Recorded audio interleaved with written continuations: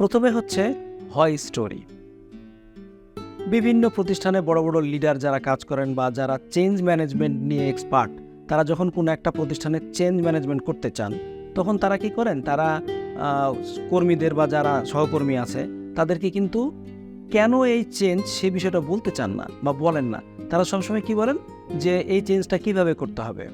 এর ফলে যে প্রবলেমটা হয়, যখন একটা মানুষ জানে না যে চেঞ্জটা কেন, তখন কিন্তু সেই এই চেঞ্জের মধ্যে নিজেকে সামিল করতে পারে না। তাই কেন চেঞ্জ করা হচ্ছে বা চেঞ্জের ড্রাইভার কোনগুলো বা কোন কারণগুলো চেঞ্জকে অনিবার্য করে তুলেছে, সে বিষয়টি কিন্তু খোলামেলাভাবে বলতে হবে, প্রত্যেকের সামনে বলতে হবে। একজন দুইজন জানলে হবে না, সিইও জানলে হবে না, বা ডিপার্টমেন্টের হেড জানলে হবে না, সবাইকে জানতে হবে। তো একটা ছোট্ট উদাহরণ দেই, আপনার খুব পরিচিত পরিবেশের একটা উদাহরণ, যে আপনি আপনার সন্তানকে একদিন বললেন খাবার টেবিলে যে আগামী মাস থেকে মাসে একদিন তুমি মুরগির মাংস খেতে পারবা।